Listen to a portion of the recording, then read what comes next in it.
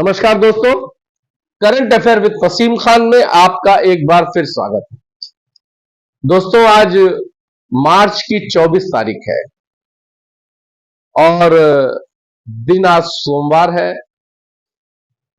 कुछ प्रबंधन की बैठक का मामला, कुछ सीआरसीआर से संबंधित और जो गुड न्यूज चल रही है सोशल मीडिया पे, मैंने भी आपको दिया है। इन सब चीजों पर बात करने के लिए आपके बीच में पुनः अपने इस channel current affair with Wasim Khan के जरिए हाजिर हूं और हर बार की तरह आपसे वही पुराना निवेदन है दोस्तों कि अगर आपने हमारे इस channel current affair with Wasim Khan को सब्सक्राइब नहीं किया है तो प्लीज सब्सक्राइब करिएगा। वीडियो में दी गई जानकारी अगर आपको अच्छी और सच्ची लगे तो इसको लाइक और शेयर करिएगा। जैसा कि उत्साह का माहौल है दोस्तों, आपने देखा, आपने जाना कि किस तरह से सहारा सेबी विवाद का पटाक्षेप होने के कगार पर है। आपने सुप्रीम कोर्ट की साइट पर पोर्टल, उनका जो मध्यस्थता पोर्टल है, उसका रिजल्ट आपने देखा ही कि वो सेटल्ड लिख के आ रहा है।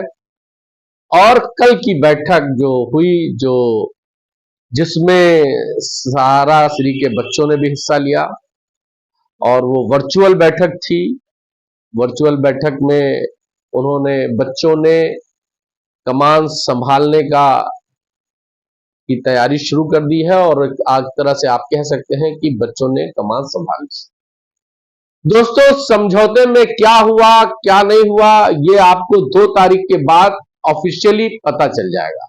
अनऑफिशियली जो बात आ रही है, जो निकल के आ रही है बैठकों से और तमाम लोगों से, वो ये है दोस्तों कि सहारा जो सेबी ने सुप्रीम कोर्ट के कहने पर जो पैसा लिया था सहारा से और जिसके पेमेंट्स का जो कई ट्रकों में सुब्रत राय सहारा ने सेबी के ऑफिस भेज दिया था और एक एफिडेविट भी उन्होंने लगाई थी कि हमारा पैसा जो है वो जेन्युइन है, जेन्युइन लोगों का है, जिसको उस वक्त सेबी मानने को तैयार नहीं थी। जब सीआरसीएस पोर्टल बना, तब सीआरसीएस पोर्टल पर जब क्लेम करने वालों की भरमार हो गई, लाखों करोड़ों लोगों ने जब उस पर क्लेम करना शुरू किया, 1 लाख करोड़ से ऊपर का खाली केवल मूलधन का क्लेम जब सीआरसीएस पोर्टल पर आया, तब जाकर के लोगों की आंख की पट्टी खुली और सीआरसीएस ने उन तमाम क्लेम की जांच अपने स्तर से की और जांच में उसने सही पाया कि ये जितने क्लेमर हैं, ये सब सहारा इंडिया के देनदार, बकायेदार हैं और सहारा को इनको पैसा देना है। सबके पास अपनी अपनी सहारा के द्वारा दिया गया प्रमाण है, रसीद है। ये सारी चीजें सीआरसीएस, जो सहकारिता मंत्रालय के अधीन आता है, उसने देखा और उसने फिर जो खबर आ रही है कि सीआरसीएस ने सुब्रत राय सहारा जी के द्वारा सुप्रीम कोर्ट में 12 साल पहले जो एफिडेविट दिया गया था, उस एफिडेविट को डिटो किया कि हां ये सही है।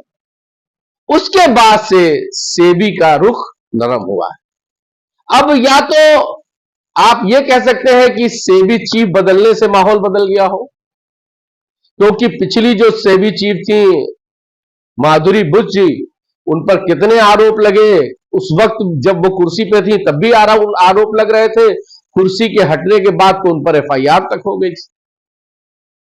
तो कहीं ना कहीं अगर आज के एपिसोड को आप देखेंगे तो आपको लगेगा कि सहारा श्री सुब्रत राय जी सही थे। और अगर आज सुब्रत राय जिंदा होते तो उनको कितनी खुशी होती, इसका अंदाजा नहीं है।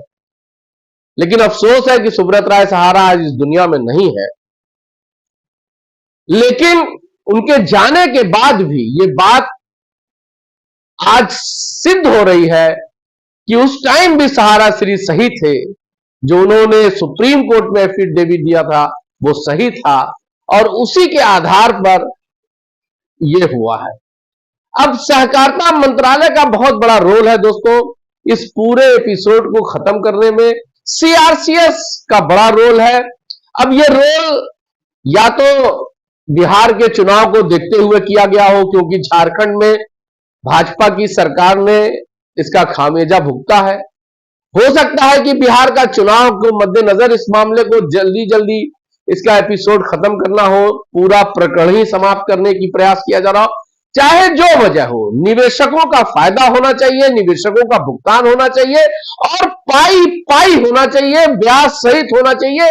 यही मोटो होना चाहिए और यही मोटो है दोस्तों। सहारा श्री के बच्चों ने कमान संभाल ली है और ये जो नया मैनेजमेंट तैयार हो रहा है दोस्तों सहारा का, ये नई सोच के साथ हो रहा है।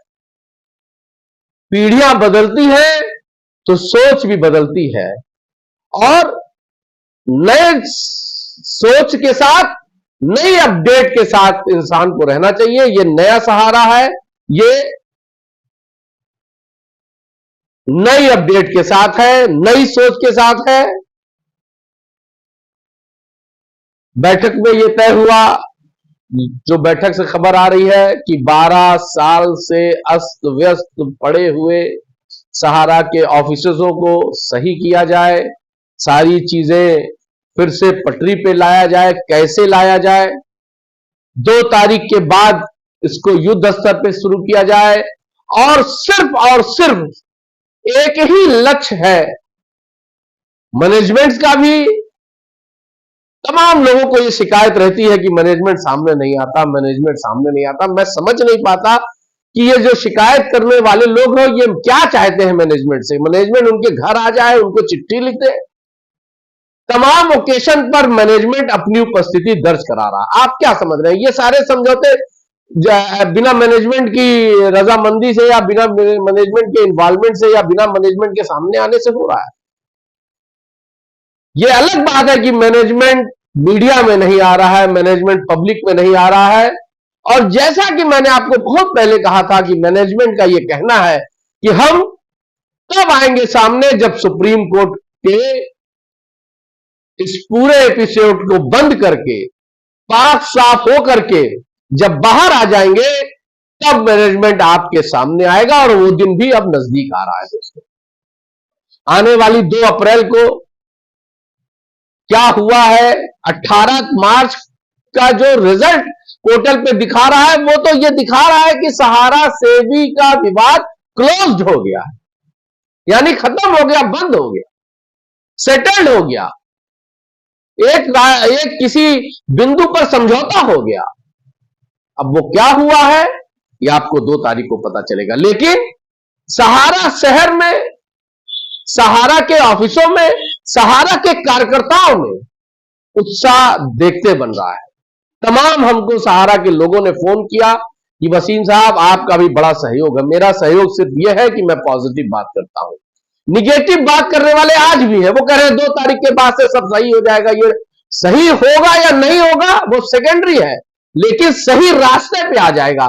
और जब कोई चीज सही रास्ते पे आ जाती है तो फिर वो अपने आप सही हो जाती है। तो दोस्तों इन निगेटिव थॉट्स वालों से दूर ही रहिए।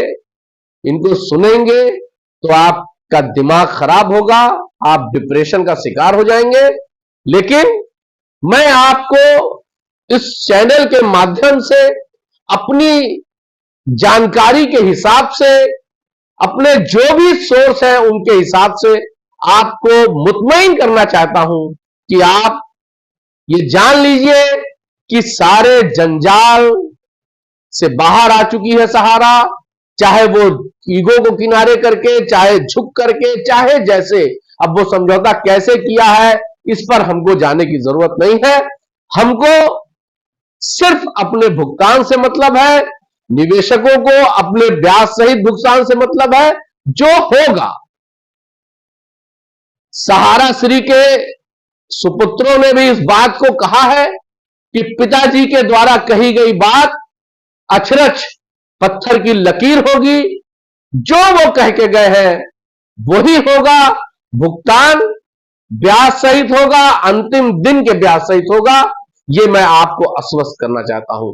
दोस्तों चैनल को अगर आपने सब्सक्राइब नहीं किया है तो सब्सक्राइब करके बेल आइकॉन दबाए रखिएगा क्योंकि ये सूचनाओं का दौर चल रहा है, लगातार कुछ ना कुछ नया होता जा रहा है, नई नई खबरें आ रही हैं, और जब आप बेल आइकॉन दबाए रहेंगे तो आप तक खबरें सबसे पहले पहुंच जाएंगी। अपना ख्याल रखिएगा, दुआ में याद रखिएगा। जय हिंद।